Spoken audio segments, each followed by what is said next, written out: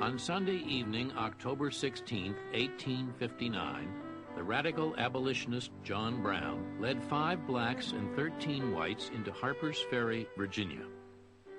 He brought along a wagon load of guns to arm the slaves he was sure would rally to him.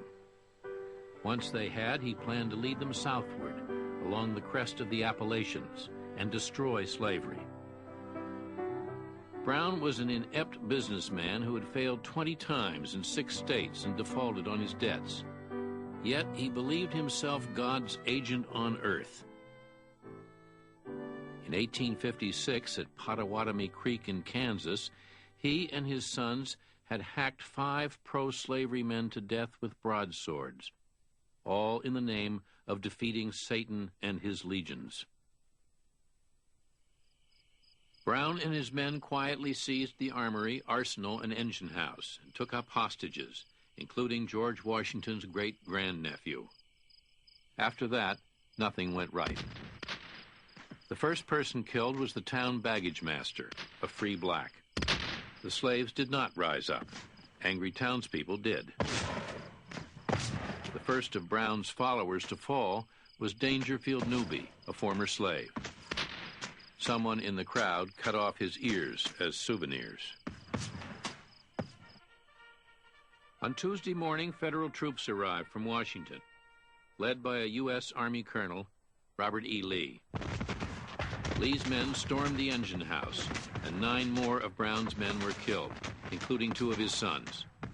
Brown, severely wounded, was turned over to Virginia to be tried for treason.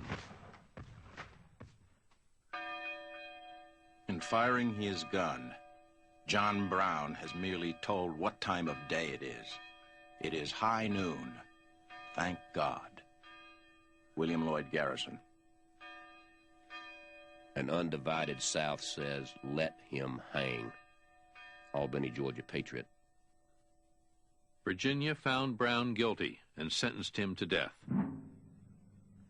Among the troops at the scene of his hanging were cadets from the Virginia Military Institute, led by an eccentric professor, Thomas J. Jackson. Also there was a private in the Richmond Greys, a young actor named John Wilkes Booth. December 2nd, 1859. Old John Brown has been executed for treason against a state. We cannot object, even though he agreed with us in thinking slavery wrong.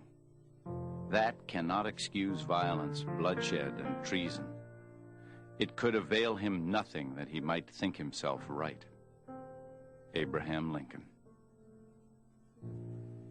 Ralph Waldo Emerson likened Brown to Christ. Nathaniel Hawthorne declared, "No man ever more justly hanged." And Herman Melville called him the meteor of the war. Brown had said nothing from the gallows, but he did hand one of his guards a note. I, John Brown, am now quite certain that the crimes of this guilty land will never be purged away but with blood.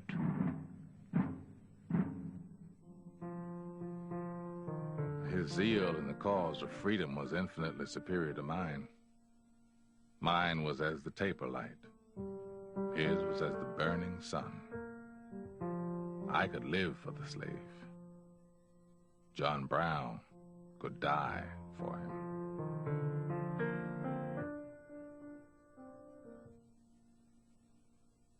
John Brown, very important person in history.